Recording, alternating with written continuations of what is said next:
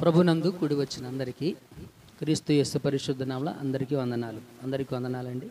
చాలా మంచిది మిత్రులారా, దేవుని మహాకృపను బట్టి దేవుడు ఏర్పరిచినటువంటి ఆయన మందిరంలో మనం కూడుకోవడం చాలా సంతోషం. వాక్యాన్ని ధ్యానం చేద్దాం. మార్కు సువార్త 1వ అధ్యాయం 5వ వచనము 6-7 వచనాలు.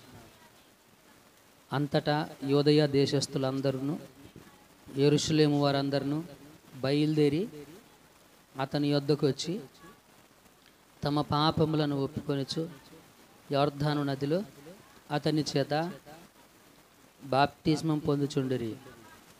యోహాను ఒంటె రోమముల వస్త్రములను మొల చుట్టూ తోలుదట్టియు ధరించుకునేవాడు. అడవి తేనెను మిడుతులను తినువాడు. మరియు అతడు నాకంటే శక్తిమంతుడొకడు నా వెనుక వచ్చుచున్నాడు.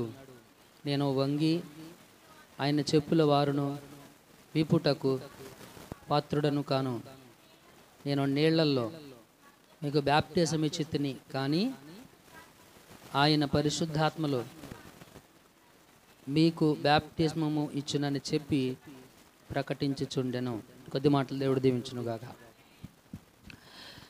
మనము మార్కు సువార్తను ధ్యానాంశంగా తీసుకున్నాం. ఇప్పటి వరకు 4 వచనాల ధ్యానంలో చాలా పాఠాలు మనం నేర్చుకున్నాం.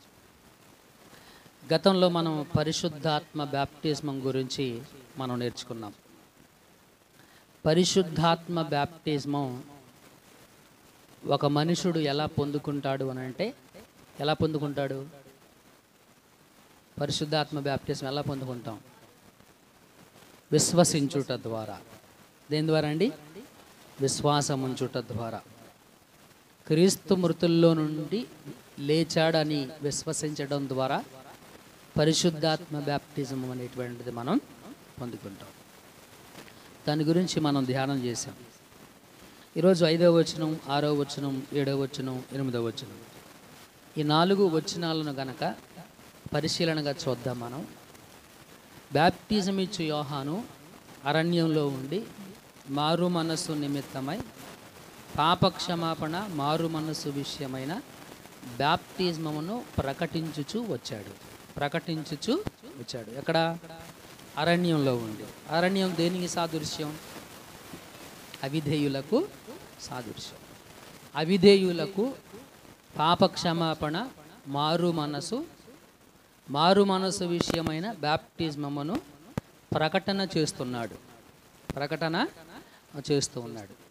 ఇతడు దేవుడు ఏర్పరచుకొనినటువంటి ఒక సాధన. యేసుక్రీస్తు రావడానికి ముందుగా వచ్చినటువంటి ఒక ప్రవక్త. ఇతను ఎందుకు దేవుడు ముందుగా యేసుక్రీస్తు కంటే ముందుగా పంపించాడు అంటే, మార్గాన్ని సరళం చేయడానికి. ఒక ముఖ్యమంత్రి, ఒక మంత్రి మన గ్రామం వస్తున్నాడు అని అంటే ముందస్తు చర్యలు ఉంటాయి. ప్రోటోకాల్ అంటాం దాన్ని మనం. ముందస్తు చర్యలు లేకుండా వాళ్ళు రారు. బాగా చెప్పాలి అంటే వాళ్ళు ఎంటర్ అవ్వరు ఇక్కడ అసలు. అయితే ఆ ముందస్తు చర్యలు దేనికి అని అంటే, వస్తున్నాడనే విషయం అందరికీ చెప్పడానికి, అందరికీ తెలియడానికి. అంతే కదా? అలాగే మనకు వెట్టి అంటాం మనం, చాటింపు వేసేవాళ్ళు. వెట్టి కూడా ఏం చేస్తాడు? గ్రామంలో ప్రతి వీధికి వెళ్ళి ప్రకటన చేస్తూ ఉంటాడు. పలానా తారీఖున, పలానా రోజున పలానా మంత్రి గారు వస్తున్నారనేటువంటి విషయాన్ని తెలియపరుస్తాడు అందరికీ. ఆ తర్వాత అందరు అక్కడికి వెళతారు. మిత్రులారా, అదే కదా జరిగేది. ఇప్పుడు దేవుడు శరీరుడై వస్తున్నాడు అనేటువంటి విషయాన్ని, ఆయన ఎందుకు వస్తున్నాడు అని అంటే పాపులను రక్షించడానికి వస్తున్నాడు అనేటువంటి విషయాన్ని, మనము దేవుని దగ్గరకు వెళ్ళడానికి కావలసినటువంటి మార్గము యేసుక్రీస్తు అనేటువంటి సత్యాన్ని ప్రకటించడానికి ఒక వ్యక్తిగా, ఒక ముందస్తు ప్రణాళికగా దేవుడు బాప్టిజం ఇచ్చి యోహానును పంపించాడు. ఈ పంపినటువంటి వాడు తను ఎందుకైతే పంపించబడ్డాడో ఆ పనిని అరణ్యంలో చేస్తూ ఉన్నాడు. ఎందుకు పంపించబడ్డాడు? మార్గాన్ని సరళం చేయడానికి, ప్రకటించడానికి. మార్గం ఏంటి? మార్గం దేవుని దగ్గరికి వెళ్ళడానికి మార్గం ఏంటి? పాపక్షమాపణ, మారు మనసు. పాపక్షమాపణ, మారు మనసు. ఒక మనుషుడు దేవుణ్ణి చేరుకోవడానికి మార్గం ఏదైనా ఉంది అని అంటే, ఒక మనుషుడు దేవుణ్ణి చూడడానికి, దేవుని యొద్దకు వెళ్ళడానికి మార్గము పాపక్షమాపణ, మారు మనసు. దాని గురించి ప్రకటించినటువంటి వాడు బాప్టిజం ఇచ్చు యోహాను. ఇప్పుడు మనం చదివినటువంటి 5, 6, 7, 8 వచనాలు ఈ బాప్టిజం ఇచ్చు యోహాను ప్రసంగము 4వ వచనంలో మనం చదివాం. ఈ 5 నుంచి ఈ 8 వచనాలు మనకేం తెలియజేస్తా ఉన్నాయంటే, యోహాను ప్రకటించాడు, యోహాను బోధకు స్పందన మనకు కనబడుతుంది. ఏం కనపడుతుందండి? యోహాను ప్రసంగానికి, యోహాను ప్రకటించిన దానికి, యోహాను ఏ మారు మనసు పాపక్షమాపణ అయితే ప్రకటించాడో దానికి ప్రజల దగ్గర నుంచి వచ్చినటువంటి విశేష స్పందన అనేటువంటిది ఈ 4 వచనాల్లో కూడాను మనకు కనబడుతుంది. 5, 6, 7, 8 వచనాల్లో మనకి కనబడుతోంది మిత్రులారా. క్లుప్తంగా మనము ఈ మాటలు ధ్యానం చేద్దాం మిత్రులారా. మొదటి పాయింట్ ఏంటనంటే, బాప్టిజం ఇచ్చు యోహాను ప్రసంగానికి, యోహాను యొక్క ప్రసంగానికి విశేష స్పందన లభించింది. ఎటువంటి స్పందన అండి? విశేషమైనటువంటి స్పందన, అద్భుతమైనటువంటి స్పందన. ఎవరెవరు వెళ్ళారంట? యెరూషలేము వారు, యోధా ప్రాంతంలో ఉన్నటువంటి వాళ్ళందరూ. యెరూషలేములో ఎవరైతే ఉంటున్నారో వాళ్ళందరూ, యోధా ప్రాంతంలో ఉన్నటువంటి వారందరూ ఎక్కడికి వెళ్ళారు? బాప్టిజం ఇచ్చు యోహాను దగ్గరికి. కరెక్టే. అరణ్యంలో ఉన్నటువంటి బాప్టిజం ఇచ్చు యోహాను దగ్గరకు వెళ్ళారు. హల్లెలూయా. ఎంత అద్భుతమైన ఒక ప్రసంగానికి ఎంత అద్భుతమైనటువంటి స్పందన! నిజంగా ఆశ్చర్యాన్ని కలిగించేటువంటి విషయం ఇది. యోహాను చేసినటువంటి ప్రసంగం పాపక్షమాపణ, మారు మనసు, ఆ రెండిటి విషయంలో బాప్టిజం. ఈ మారు మనసు, పాపక్షమాపణ పొందుకున్నవాడు బాప్టిజం తీసుకోవాలని అతడు ప్రకటించాడు, అతడు బోధించాడు, అతడు చెప్పాడు, అతడు తెలియపరిచాడు. ఆ యొక్క సందేశానికి, ఆ యొక్క ప్రసంగానికి లభించినటువంటి విశేషమైనటువంటి స్పందన అనేటువంటిది మనకు కనబడుతూ ఉంది. హల్లెలూయా. గమనించండి, అక్కడ ఒక మాట నన్ను చాలా బాగా ఆకర్షించింది. ఎటువంటి మాట అంటేది, బయలుదేరి అతని యొద్దకు వచ్చి. ఎలా వచ్చారంట వాళ్ళు? బయలుదేరి వచ్చారంట. ఈ మాటను మనం కొంచెం క్లుప్తంగా ఆలోచన చేయాలి. బయలుదేరి రావడం, దీన్ని పనిగట్టుకొని రావడం. అప్పుడప్పుడు మనం ఎప్పుడైనా ఊరు వెళ్ళేటప్పుడు, నేను బయలుదేరుతున్నాను అంటే, ఇక్కడ ఈ ప్రాంతాన్ని విడిచి నీ దగ్గరకు రావడానికి నేను సిద్ధపడుతున్నాను అంటే, వీళ్ళు బయలుదేరి రావడంలో ఏముంది? సిద్ధపడి రావడం అనేటువంటిది మనకు కనబడుతుంది. ఈ సిద్ధపాటు దేనికో? ఈ సిద్ధపాటు దేనికి అంటే, యోహాను చూద్దామని కాదు. అర్థమవుతుందండి? యోహాను చూద్దామని కాదు. యోహాను చూసి వాళ్ళు పొందుకునేది ఏముంది? ఏమీ లేదు. అందుకే అతని గురించి, అతని వస్త్రధారణ గురించి చెప్పాడు. అతడు ఒంటె రోమము వస్త్రమును మొల చుట్టూ దోలు దట్టి ధరించుకున్నాడు. ఒంటె రోమము వస్త్రము, ఒంటె చర్మముతో తయారు చేయబడినటువంటి ఒంటె రోమముల యొక్క వస్త్రం, నడుము చుట్టూ ఒక తోలు దట్టి అది ధరించుకున్నాడు. ఏముంది ఆయన దగ్గర చూడడానికి? ఏం లేదు. కాబట్టి ఇక్కడ ఈ స్పందన దేనికి అనంటే, దీన్ని మనం ఎలా ఇటువంటి ఒక అద్భుతమైనటువంటి మార్పు వారిలో రావడానికి, ఒక అనూహ్యమైనటువంటి ఆ ఉజ్జీవం కలగడానికి గల కారణము అతడిచ్చిన ప్రసంగమే. మారు మనసు, పాపక్షమాపణ, దాని విషయంలో బాప్తిజమును గూర్చినటువంటి అతడిచ్చిన ప్రసంగం అతనిలో, వారిలో ఆత్మీయ ఉజ్జీవాన్ని తీసుకొని వచ్చింది. హల్లెలూయా. కాబట్టి ఈ స్పందన, వీళ్ళు బయలుదేరి దేనికోసం వెళ్ళాడంటే, ఆత్మీయ ఉజ్జీవం కొరకు. దేనికోసం అండి? ఈ స్పందన దేనికి వచ్చింది వాళ్ళలో? ఆత్మీయ ఉజ్జీవం, ఆత్మీయ మార్పు. ఉజ్జీవం అంటే ఏంటి? మార్పు. ఆత్మీయ ఉజ్జీవం నిమిత్తమై వాళ్ళల్లో వచ్చినటువంటి మార్పు. అంటే ప్రభునందు మిత్రులారా, అప్పటి వరకు వాళ్ళు ఎంత ఆవేదనలోనూ, ఎంత మార్గం తెలియనటువంటి వారుగాను, ఎంత బలహీనమైనటువంటి స్థితిలోనూ వాళ్ళు ఉన్నారో ఒకసారి మనం గమనించవలసినటువంటి విషయం మిత్రులారా. ఈ ఆత్మీయ మార్పును కోరుకోవడం అనేటువంటిది స్పిరిచువల్ చేంజ్.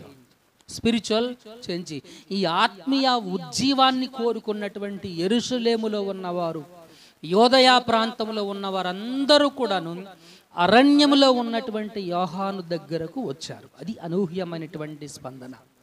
ప్రభునందు మిత్రులరా, వాక్యానికి విశ్వాసి అనేటువంటి వాడు స్పందించాలి. వాక్యానికి ఏం చేయాలండి? విశ్వాసి అనేవాడు స్పందిస్తాడు, ఖచ్చితంగా స్పందిస్తాడు. విశ్వాసి వాక్యానికి స్పందించడం లేదు, ఎటువంటి స్పందన వాడిలో లేదు అంటే దాని అర్థం ఏంటో తెలుసా? వాడు మృతుడుగా ఉన్నాడు. వాడు ఎలా ఉన్నాడండి? మృతుడై ఉన్నాడు అని అర్థం. అందుకే ప్రభువు చెప్పినటువంటి మాటలు ఇక్కడ గుర్తు చేసుకోవాల్సినటువంటి అవసరం చాలా ఉంది. దేవుడేం చెప్పాడు? నా పిల్లలు నా స్వరము వింటారు. ఆయన పిల్లలు ఆయన మాట్లాడింది ఏం చేస్తారు? వింటారు. వినడం అంటే స్పందిస్తారు. ఆయన మాటలకు ఏం చేస్తారండి? స్పందిస్తారు. మనము ఒక సిరీస్ని చూసాం, మనం ఒక సిరీస్ మెసేజ్ని విన్నాం. మనం ఈ 38 సంవత్సరాలు కోనేటు దగ్గర పడి ఉన్నటువంటి ఒక వ్యాధిగ్రస్తుని మనం చూసాం. ఎన్ని సంవత్సరాలండి? 38 సంవత్సరాలు. ఒక రోజున ఇతడు యేసుక్రీస్తుకి ఎదురుపడాల్సినటువంటి పరిస్థితి ఏర్పడింది. యేసుక్రీస్తు ఇతనికి ఎదురుపడ్డాడు, అతడు యేసుక్రీస్తుకి ఎదురుపడ్డాడు. ఈ ఎదురుపడినప్పుడు ఆ వ్యాధిగ్రస్తుడికి యేసుక్రీస్తుకి మధ్య సంభాషణ జరిగింది. మాట్లాడుకున్నారు ఇద్దరు కూడాను మాట్లాడుకున్నారు. ఆ మాటల్లో, ఆ సంభాషణలో మిత్రులరా, యేసుక్రీస్తు అతనితో మాట్లాడుతూ ఉన్నప్పుడు అతడు చెప్పినటువంటి సమాధానము ఏంటి అంటే మిత్రులరా, అతను అంటాడు కదా, నన్ను కోనేటిలోకి దింపుటకు ఎవరు నా దగ్గర లేరు అని చెప్తున్నాడు. కోనేటిలో దింపడానికి ఎవరు కూడాను లేరు అని చెప్పాడు. అప్పుడు యేసుక్రీస్తు అతనితో ఒక మాట చెప్పాడు, నీవు లేచి నీ పరుపెత్తుకొని నడవమని చెప్పాడు. ఏం చెప్పాడు ఆయన? లేచి పరుపెత్తుకొని నడవమని చెప్పాడు. దానికి వాడిలో కలిగిన స్పందన ఏంటి? లేచాడు. వాడు వెంటనే స్వస్థత పొంది లేచి పరుపెత్తుకొని ఏం చేశాడు? వాడు పరిగెత్తాడు, నడిచాడు. మీకు బుద్ధి ఉందా అని యేసుక్రీస్తుని అన్నాడా? ఏమండి, నేను లేవగలిగినంత ఓపిక నా దగ్గర ఉంటే, ఇంకొకటి పరుపెత్తుకోగలిగినటువంటి శక్తి నా దగ్గర ఉంటే, ఎప్పుడు ఇక్కడే ఎందుకు పడుకుంటా? కనీసం పరుపుని ఇక్కడ నుంచి అక్కడికైనా లాక్కెళ్ళి పడుకున్నాడుగా, అవునా కదా? పడుపుని ఇక్కడి నుంచి అక్కడికైనా తీసుకొని వెళ్ళి పడుకునేవాడు కదా. కానీ అక్కడి నుంచి నేను లేవలేదు. కారణం ఏంటి? లేచేంత ఓపిక, పరుపునెత్తుకునేంత బలం, ఆ శక్తి సామర్థ్యాలు నా దగ్గర లేవు అని వాడు అనలేదు కదా. ఆ మాటలు వాడు చెప్పలా. చూడండి, అనూహ్యమైనటువంటి స్పందన. ఒకసారి చదవమ్మ మాటలు చదువు ఒకసారి. అదే ఆ వ్యక్తి గురించి, కుంటివాడి గురించి. అక్కడ 38 ఏళ్ల నుంచి వ్యాధి గల ఒక మనుషుడు ఉండెను. యేసు వాడు పడియుండుట చూచి, వాడు అప్పటికి బహుకాలము నుండి ఆ స్థితిలో ఉన్నాడని ఎరిగి, స్వస్థపడగోరుచున్నావా అని వానిని అడుగగా ఆ రోగి, అయ్యా, నీళ్లు కదిలించబడినప్పుడు నన్ను కోనేటిలోనికి దించుటకు నాకు ఎవడు లేడు అని గనుక నేను వచ్చినంతలో మరి ఒక్కడు నాకంటే ముందుగా దిగునని ఆయనకు ఉత్తరము ఇచ్చెను. తర్వాత, యేసు, నీవు లేచి నీ పరుపెత్తుకొని నడవమని వానితో చెప్పగా వెంటనే వాడు స్వస్థతను పొంది తన పరుపును ఎత్తుకొని నడిచెను. ఏం చేశాడంట? నడిచాడు. అది ఆ స్పందన కావాలి. ఆయన చెప్పాడు ఒక మాట, ఇతను చేశాడు వెంటనే. నాకు కాళ్ళు లేవు, నేను నడవలేను, ఏమంటే నేను వెళ్ళలే, అంత దూరం ప్రార్థనకి వెళ్ళాలా, నేను రాలేను, అంతసేపు ప్రార్థనలో ఉండాలా, నేను ఉండలేను, అయ్యి బాబాయ్ ఆన్లైటా, నేను అసలు ఉండలేను పాస్టర్ గారు. అంత దూరం ఎవరు నడిచి వెళ్తారు? యోహాను ప్రసంగానికి విశేష స్పందనతో అరణ్యానికి నడిచి వెళ్ళినటువంటి జనాంగాన్ని మనం చూస్తూ ఉంటున్నాం. ఈ రోజున మందిరము కానీ సంఘము కానీ అందుబాటులో ఉన్నప్పటికీ కూడాను దేవుని భయం అనేటువంటిది లేక, దేవుని భయం అనేటువంటిది లేక స్పందించని అవిశ్వాసులను, దేవుణ్ణి ఎరుగనటువంటి ఒక మూర్ఖ తరాన్ని ఈ రోజున మనం చూస్తూ ఉంటున్నాం. ఇది మనం గమనించవలసినటువంటి విషయం. ఇది మిత్రులారా, where is our response to our God's word? మన దేవుని వాక్యానికి మనలో వచ్చినటువంటి ఉజ్జీవమేది? ఉజ్జీవం రాకపోవడానికి వాక్యం తప్పంటారా? రైట్. ఎవరో ఒక చిన్న ఉదాహరణ, ఒక చిన్న ఉపమానం ఇలా చెప్పాడు. ఒక రోజున ఒక సహోదరుని పాస్టర్ గారు అడిగాడు, అమ్మా ఎందుకు ప్రార్థనకు రాలేదు? ఏమీ లేదన్నా, రాబుద్ధి కాలేదు. అవునా? ఈ లోపల వాళ్ళ పాస్టర్ గారు ఏదో పట్టుకొని వస్తే, ఇదేంటక్క ఎలాగుంది, ఈరోజేంటి టేస్ట్గా లేదు అని అంది.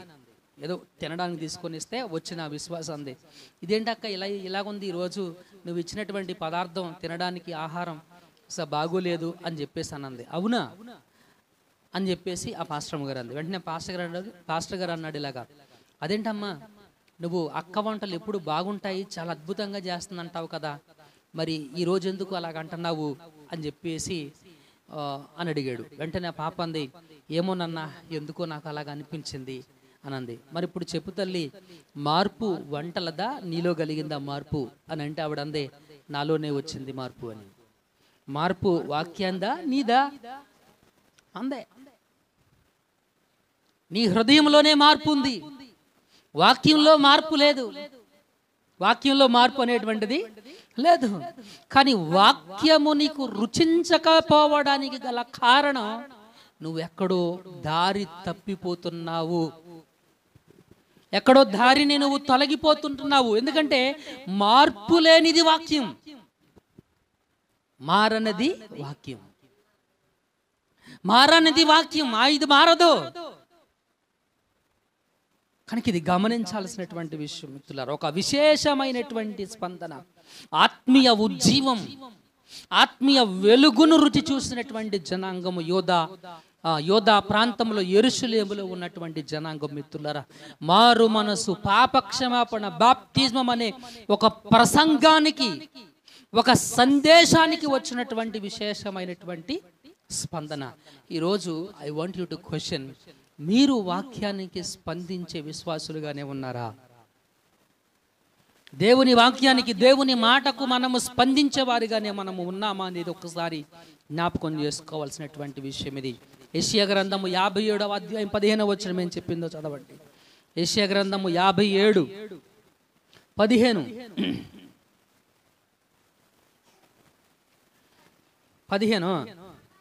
మహాగణుడును మహోన్నతుడును ఎవరంటే తను పరిశుద్ధుడును, ఇంకెవరంటే ఇతను నిత్య నివాసి అయిన వాడు ఇలాగు సెలవిచ్చుచున్నాడు, నేను మహోన్నతమైన ఎక్కడ ఉంటాడంటే పరిశుద్ధ స్థలములలో నివసించు వాడను, అయినను ఏంటంటే అది చూడండి చూడండి ఆ మాట చాలా, అయినను ఆయన మహాగణుడు, మహోన్నతుడు, పరిశుద్ధుడు, నిత్య నివాసి, పరిశుద్ధ స్థలములో నివసించేవాడు అయినప్పటికీ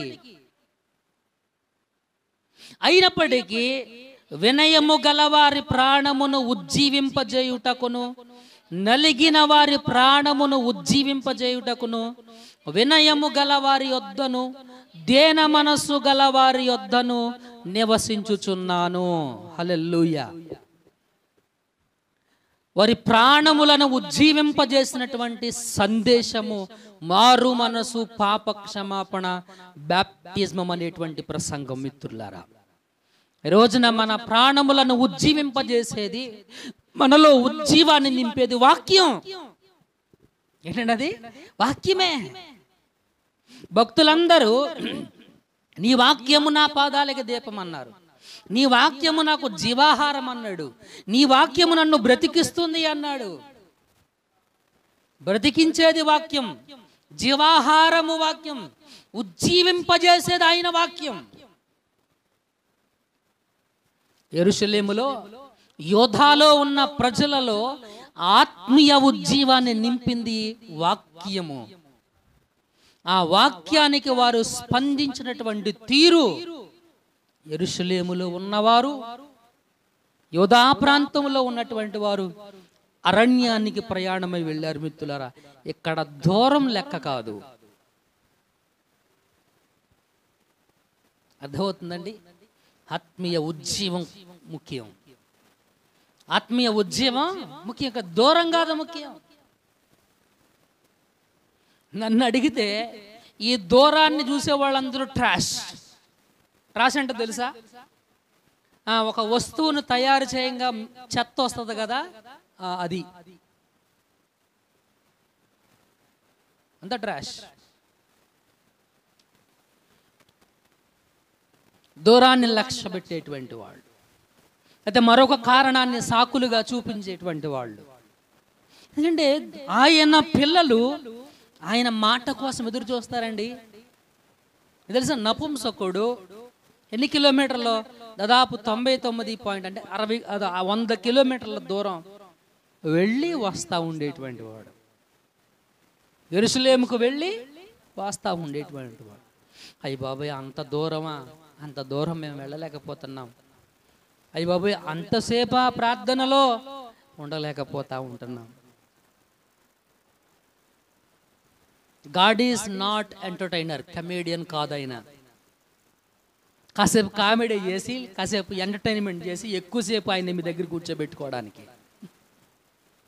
గాడ్ స్పీక్స్, ఆయన మాట్లాడతాడు. ఏం మాట్లాడతాడు? నీ గురించి మాట్లాడతాడు, నీ గురించి, నీతో వాక్యం ద్వారా మాట్లాడుతాడు ఆయన. సౌండ్ బాక్సుల గురించి, చెట్ల గురించి, పుట్ల గురించి ఇవి మాట్లాడ్డాయన.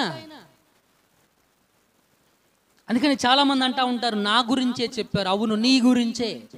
ఎందుకంటే గాడ్ చెప్పమన్నాడు ఈ మాటలు. ఎవరి గురించి చెప్పమన్నాడు? నీ గురించే. Yes, this word is for you. ఈ వాక్యము నీకు ఇవ్వబడింది. ఈ వాక్యము మనకు ఇవ్వబడినటువంటి వాక్యం కనుక ఇది మనతోనే మాట్లాడుతుంది. ఆవులతో, గేదెలతో మాట్లాడదు ఈ వాక్యం. ఎందుకంటే వాటికి స్పృహ లేదు, సెన్స్ లేదు, వాటికి జ్ఞానం లేదు. వాటితో దేవుడే ముచ్చడించడు, చెప్తాడు చేయమనంతే, అవి చేస్తాయి అంతే. అవునా కదా? ఆయన చెప్పాడు సింహాలకి ఆగండి, ఆగాయి. మనం పాడాం కదా, సింహాల నోళ్ళనైనా మూయించాడని. ఆయన చెప్తే చేస్తాయి అవి. కనుక ఇది గమనించాల్సినటువంటి విషయం మిత్రులారా. నలిగిన వారిని ఉజ్జీవింపజేసేటువంటి వాడు, వినయము గలవారిని ఉజ్జీవింపజేసేటువంటి వాడైన, వినయము గలవారిని ఉజ్జీవింపజేసేటువంటి దేవుడైన, వినయము గలవారి ప్రాణాన్ని, నలిగిన వారి ప్రాణాన్ని వినయము గలవారిని, దేన మనస్సు గలవారి యొద్ద నివసించి వారిని ఏం చేస్తాడండి? వారిలో ఉజ్జీవాన్ని తీసుకొచ్చేటువంటి వాడు దేవుడు. మిత్రులారా, అటువంటి ఒక ఆత్మీయ ఉజ్జీవాన్ని రగిల్చింది యోహాను యొక్క ప్రసంగం. యోహాను యొక్క ప్రసంగం. మనం ఎప్పుడు కూడా వాక్యానికి స్పందించే విశ్వాసులుగా ఉండాలి. దేనికండి? దేవుని మాటకు మనలో స్పందన రావాలి. అది రావడం లేదు అనంటే ఒక్కసారి నిన్ను నువ్వు పరీక్ష చేసుకోవాల్సిందే. తప్పు వాక్యాన్ని కాదు, మనదే. తప్పు వాక్యాన్ని అవదు, ఎప్పటికీ అవదు. వాక్యానికి తప్పు అవ్వదు, మనదే తప్పు. అదే మనకు మేలు. మనల్ని మనము విమర్శ చేసుకోవడమే మనకు మేలు. ఇది మనము గమనించవలసినటువంటి విషయం మిత్రులారా. కీర్తనకారుడు చెప్పాడు ఒక మాట, 34వ కీర్తన 18వ వచనం. 34వ కీర్తన 18వ వచనం. ఎవరంట? విరిగిన హృదయము గలవారికి. ఎవరంట అతను? యెహోవా ఆసన్నుడు. నలిగిన మనసు గలవారికి ఆయన రక్షించును. గమనించండి, విరిగిన హృదయము గలవారికి ఆసన్నుడు అంటే దగ్గరగా ఉంటారు. ఎవరి హృదయం అయితే విరిగి ఉందో వారికి ఆయన దగ్గరగా ఉంటాడు. విరగాలి హృదయం. విరిగి నలిగిన హృదయము ఆయనకి ఎంతో ఇష్టం. విరుగుట అంటే దాని అర్థం ఏంటి?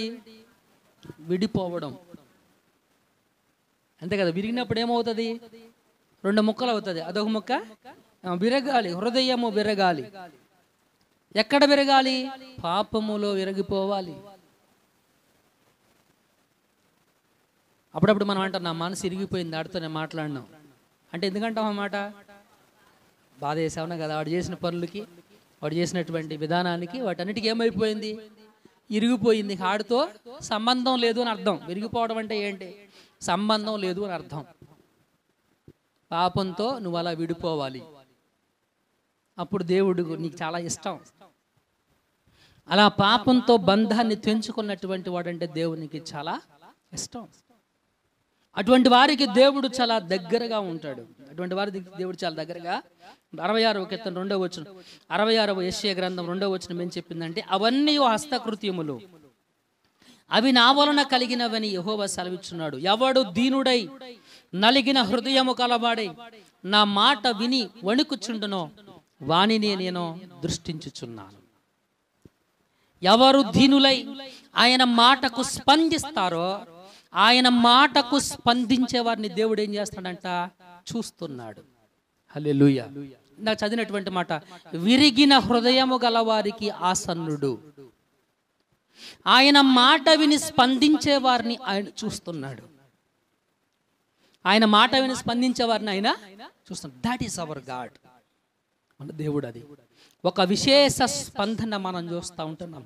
సమృద్ధి జీవం సంఘ సభ్యులమైనటువంటి మనము ఈరోజు జ్ఞాపకం చేసుకుందాం మిత్రులారా. మనము దేవుని వాక్యానికి మనము ఎంత స్పందించే వారిగా మనం ఉంటున్నాము అనేటువంటిది మనల్ని మనం పరిశీలన చేసుకోవాల్సినటువంటి అంశమని ప్రభువుని బట్టి నేను మీకు తెలియపరుస్తూ ఉంటున్నాను మిత్రులారా. చదవండి రెండవ విషయాన్ని కూడా మనం జ్ఞాపకం చేసుకుందాం. ఇక్కడ బాప్తిజం ఇచ్చు ప్రసంగానికి, యోహాను ప్రసంగానికి విశేషమైనటువంటి స్పందన యెరూషలేము వారందరూ, తర్వాత యోధా దేశంలో ఉన్నటువంటి వారందరూ బయలుదేరి అరణ్యంలో ఉన్నటువంటి యోహాను దగ్గరికి వచ్చారు. విశేష స్పందన మనకు కనబడుతుంది. వచ్చిన తర్వాత వీళ్ళు ఏం చేశారు? అది ముఖ్యం, రావడం ముఖ్యం కాదు. వచ్చిన తర్వాత వీళ్ళు చేసినటువంటి పని ఏంటి? ఇది కదా పరిగణలోకి తీసుకోవాల్సినటువంటిది. అసలు పరిగణలోకి తీసుకోవాల్సినటువంటి విషయం ఇదే. వచ్చిన తర్వాత వీళ్ళు ఏం చేశారు అనంటే, తమ పాపములను ఒప్పుకున్నారు. ఇది కదా వాళ్ళు చేసింది. ఒప్పుకొని ఏం చేశారు? బాప్తిజం తీసుకున్నారు. That should we do. దేవుని వాక్యానికి స్పందించినటువంటి నీవు, వాక్యానికి స్పందించగలిగిన హృదయము కలిగినటువంటి నీవు నువ్వు చేయాల్సినటువంటి పని ఏంటంటే, మనం రాత్రి చెప్పుకున్నాం, మంచి నేలను పడినటువంటి విత్తనము అన్నాడు. ఏంటంటే ఆ మంచి నేల పడిన విత్తనము, మంచి మనసు కలిగిన వారై విని ఆలకించి ఏం చేస్తారంట, వాళ్ళు అవలంబిస్తారంట. ఏం చేస్తారు వాళ్ళు? అవలంబించడం. అవలంబించడం అంటే ఏంటి? దాన్ని ప్రకారం చెయ్యడం. ఆయన ప్రసంగం ఏంటి? యోహాను ప్రసంగం ఏంటి? మారు మనసు, పాపక్షమాపణ. వాళ్ళకి వచ్చినటువంటి స్పందన ఏంటి? ఆ ప్రసంగంలో వారు స్పందించిన తీరును చూడండి మిత్రులారా. వాళ్ళు ఏమంటారు అంటే, వారు పాపక్షమాపణ పొందారు, ఒప్పుకున్నారు వారి పాపములను. వాళ్ళు వాక్యానికి నీలో రావాల్సినటువంటి స్పందన అదే. వచ్చి వాళ్ళు ఏం చేశారు? స్పందించారు. ఏమి స్పందించారు? వారు చేసినటువంటి పాపములను వారు ఒప్పుకున్నారు. మొదటి యోహాను పత్రిక, యోహాను రాసినటువంటి మొదటి పత్రిక, మొదటి అధ్యాయం 8వ వచనం, మనము పాపము లేని వారమని చెప్పుకొనిన ఎడల మనలను మనమే మోసపుచ్చుకొందము, మరియు మనలో సత్యం ఉండదు. మన పాపములను మనము ఒప్పుకొనిన ఎడల ఆయన నమ్మదగినవాడు, నీతిమంతుడు గనుక ఆయన మన పాపములను క్షమించి సమస్త దుర్నీతి నుండి మనలను పవిత్రులుగా చేయును. మనము పాపం చెయ్యలేదని చెప్పుకొనిన ఎడల ఆయనను అబద్ధికునిగా చేయువారమగుదుము. ఏంటండి అది? నాలో పాపం లేదు, నేను పాపం చేయలేదు అని చెప్పుకుంటున్నావు అనుకో, నువ్వు చేసే మిస్టేక్లు ఉన్నాయి ఇక్కడ. ఏంటి ఆ మిస్టేక్లు అంటే, 1, ఆయనను అబద్ధికునిగా చేస్తా ఉంటున్నావు. 2, నిన్ను నువ్వు మోసం చేసుకుంటున్నావు. దేవుడు అబద్ధికుడు అని చెప్తున్నావు, అంత మాత్రమే కాదు, నిన్ను నువ్వు మోసం చేసుకుంటున్నావు. ఈ 2 భయంకరమైనటువంటి తప్పులు. కనుక దేవుని వాక్యానికి వచ్చినటువంటి స్పందన ఏంటనంటే పాపపు ఒప్పుకోలు. ఈ యెరూషలేము నుండి వెళ్ళిన వారు, ఈ యోధా ప్రాంతం నుండి వెళ్ళిన వారు అరణ్యంలో యోహాను దగ్గరికి వెళ్ళి వీళ్ళు చేసిన పని ఏంటనంటే వారి పాపములను వాళ్ళు ఒప్పుకున్నవారు. వారి పాపాలను వాళ్ళు, దట్ షుడ్ వి డు. మన హృదయాలు పశ్చాత్తాపంతో నింపబడాలి. మన హృదయాలు ఎప్పుడు కూడా పశ్చాత్తాపంతో నింపబడాలి. కటక్ అనేటువంటి ఒక ప్రాంతం ఉంది. మనందరికీ తెలిసినటువంటి ఒక మంచి పాట రాసినటువంటి వ్యక్తి అయిన ఒక రోజున 3 రోజుల ప్రసంగం, 3 రోజుల కోటాలు కటక్లో, ఒరిస్సాలో. ఆ 3 రోజుల ప్రసంగానికి ఇంగ్లాండ్ నుంచో సంథింగ్ ఎక్కడి నుంచో దొరగారు వచ్చారు. 2 రోజులు ఆయన చెప్పాడు, 3వ రోజు ఈయన చౌదరి గారు వాక్యం చెప్పాలి. అయితే ఈయన వాక్యం చెప్పడానికి లేడు. ప్రసంగం స్టేజ్ చేశారు, చక్కగా వేల మంది జనం అక్కడ ఉన్నారు. కానీ ఎవరు కూడాను ప్రసంగం చెప్పేటువంటి ముఖ్యమైనటువంటి వ్యక్తి అక్కడ లేడు. ఎక్కడికి వెళ్ళాడు అని చెప్పేసి వెతుకుతూ ఉంటే ఆయన ఆ కటక్లో ఒక నదీ తీర ప్రాంతం ఉంది, ఒక నది ఉంది. ఆ నదీ తీరంలో ఒడ్డును కూర్చొని పాటలు పాడుతూ ఉన్నాడు. యెహోవా నా మొర లాలించవే అని. యెహోవా నా మొర, త్రాహిమాం యేసునాదా దయచూడా రావే, త్రాహిమాం యేసునాదా దయచూడా రావే. ప్రభువా నా మీద దయ చూపించు. ఎందుకంటే తన హృదయంలో ఒక పాప భావన ఏదో అతన్ని మండించేస్తూ ఉంటుంది. ఈ లోపల ఈ దొరగారు వెళ్ళి భుజం చేసి, చౌదరి దేవుడు నీ పాపాలు క్షమించాడు, లే మనం వెళ్ళి వాక్య పరిచర్య చేద్దామన్నాడు. వెంటనే ఉజ్జీవింపబడినటువంటి వాడై దేవుని ప్రసంగం చేయడానికి వెళ్ళి యెహోవా నా మొరలు ఆలించెను, దేవుడు నా ప్రార్థనలు విన్నాడు. మొదటి పాటలో కూర్చొని ఏం పాడుతున్నాడు? అయ్యా నా మీద దయ చూపించు అని పాడాడు. వెళుతూ మరొక పాట రాశాడు. అప్పుడు పుస్తకాలు లేవు కదా. పురుషోత్తమ చౌదరి గారు ఏం చేశాడు? ఆయన వెళుతూ నా ప్రార్థన దేవుడు విన్నాడు. ఇప్పుడు ఆ కటక్లో ప్రసంగానికి వెళ్ళి స్టేజ్ మీద నిలవబడి, ఈరోజు నేను మీకు ప్రసంగం చేయటల్లా, 2 పాటలు మీకు వినిపిస్తాను అని చెప్పేసి పాటల ద్వారా సువార్తను ప్రకటించాడు. హల్లెలూయా. అయ్యా నా మీద దయ చూపించవా అంటూ ఒక పాట పాడాడు. దేవుడు నా ప్రార్థన విన్నాడు అని మరొక పాట పాడాడు. ఆ రెండు ప్రార్థన, ఆ రెండు పాటల ప్రసంగానికి వచ్చినటువంటి విశేష స్పందన, అక్కడ ప్రాంగణంలో ఉన్నటువంటి వారందరూ గుండెలు బాదుకుంటూ, ప్రభువా మేము పాపులమని వారి పాపములను వాళ్ళు ఒప్పుకున్నారు. That should be there. అది ఉజ్జీవం, అది హృదయంలో కలగాల్సినటువంటి ఉజ్జీవం. బాప్తిజం ఇచ్చి యోహాను ప్రసంగానికి అటువంటి స్పందన వచ్చింది. హల్లెలూయా. ఈ ప్రాంతంలో ఉన్నటువంటి వారు, యెరూషలేములో ఉన్నటువంటి వారు, ఈ యోధా వారందరూ కూడా వారి పాపములను ఒప్పుకొని ఆ తర్వాత వాళ్ళు బాప్తిజంను తీసుకున్నారు. మిత్రులారా, దేవుని రాజ్యానికి, క్రీస్తు రాకడకు సిద్ధపడినటువంటి వారుగా కనబడుతూ ఉన్నారు. మిత్రులారా, దావీదు అంటాడు, నా పాపాలు ఒప్పుకొందును అనుకుంటుని. 32వ కీర్తన 5వ వచనంలో చెప్తుంది ఆ మాట. నా పాపములను ఒప్పుకొందును అనుకుంటే నువ్వు ముందే వాటిని పరిహరించి ఉన్నావు. సామెతల గ్రంథంలో సొలొమోను మహారాజు గారు చెప్తాడు, అతిక్రమములను దాచిపెట్టువాడు వర్ధిల్లడు, వాటిని ఒప్పుకొని విడిచిపెట్టిన వాడు కనికరమును పొందుతాడు. దేవుని కనికరమును పొందుకున్న విశేష స్పందనకు వచ్చినటువంటి ప్రజలు. ఈ రోజున మనలో రావాల్సినటువంటి మార్పు అదే. ఆయన వాక్యానికి మనలో స్పందన రావాలి. ఆ స్పందన ఎలాగుండాలంటే బయలుదేరి వెళ్ళిపోవాలి. అది దూరమా, దగ్గర, అది ఎక్కడ అనేటువంటిది ముఖ్యమైనటువంటి విషయం కాదు. మనము వెళుతున్నామా అనేటువంటిది ముఖ్యమైనటువంటి విషయం. హల్లెలూయా. అది ఎంత బలమైన స్పందన అంటే మిత్రులారా, వారి పాపములను ఒప్పింపజేసింది ప్రసంగం. హల్లెలూయా. వాక్యానికి అంత శక్తి ఉంది మిత్రులారా. థర్డ్, చివరి మాటను మీకు చెప్పి నేను ముగించేస్తాను మిత్రులారా. 2 నిమిషాలు చివరి మాటను. ఇక్కడ బాప్తిజం ఇచ్చి యోహాను తన ప్రసంగానికి విశేష స్పందన. ఆ స్పందనలో అందరూ వారి వారి పాపములను ఒప్పుకున్నారు. మూడో విషయం ఏంటనంటే, యోహాను తన పని క్రీస్తు రావడానికి ముందే మార్గాన్ని సిద్ధపరచటం. క్రీస్తు రావడానికి ముందే మార్గాన్ని సిద్ధపరచడం. ఇంకా చెప్పాలంటే, యేసు క్రీస్తు వచ్చేసరికి అందరినీ సిద్ధపరిచి ఉంచాలి.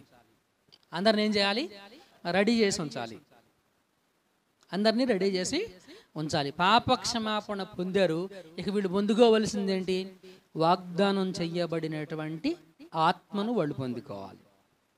అదే కదా, దానికి సిద్ధపరిచి ఉంచినటువంటి వాడు బాప్తిజం ఇచ్చు యోహాను. మిత్రులారా, హల్లెలూయా. గమనించండి, 7వ వచనం 8వ వచనం అదే చెప్పాడు. ఇక్కడ తన ప్రసంగంలో ముఖ్యమైనటువంటి మాటలు ఏం చెప్పాడంటే, మరియు అతడు నాకంటే శక్తిమంతుడు ఒకడు నా వెనుక వచ్చుచున్నాడు, వంగి ఆయన చెప్పుల వారును విప్పుటకు నేను పాత్రుడను కాను, నేను నీళ్లతో లేదా నీళ్లలో మీకు బాప్తిజం ఇచ్చుతని గాని ఆయన పరిశుద్ధాత్మలో మీకు బాప్తిజం ఇచ్చునని చెప్పాను. హల్లెలూయా. గమనించాల్సినటువంటి విషయం ఇది. ఇక్కడ యోహాను తన ప్రసంగం మారు మనసు పశ్చాత్తాపం గురించి ప్రకటించిన తర్వాత ఆ విశేష స్పందనలో అతడు చెప్పిన మరొక సత్యం ఏంటి అంటే, నేను కాదు, నాకంటే శక్తిమంతుడు ఒకడు నా వెనకాల వస్తాడు. అతడు ఎలాంటి వాడు అంటే, నేను వంగి అతని చెప్పులను విప్పుటకు కూడా, ఆ చెప్పుల వారును విప్పుటకు కూడా నాకంత యోగ్యత, అర్హత లేదు.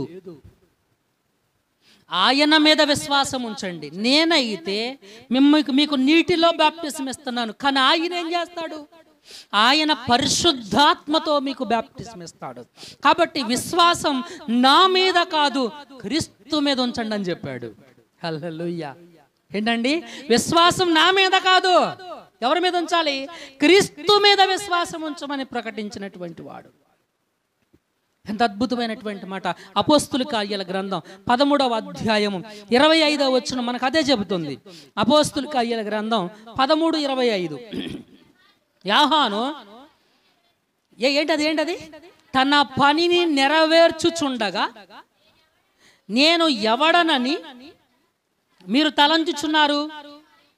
నేను ఆయనను కాను, ఇదిగో నా వెనుక ఒకడు వచ్చుచున్నాడు, ఆయన పాద చెప్పులు, ఆయన కాళ్ళ చెప్పులు విప్పుటకైనను నేను పాత్రుడను కానని చెప్పాను. హల్లెలూయా.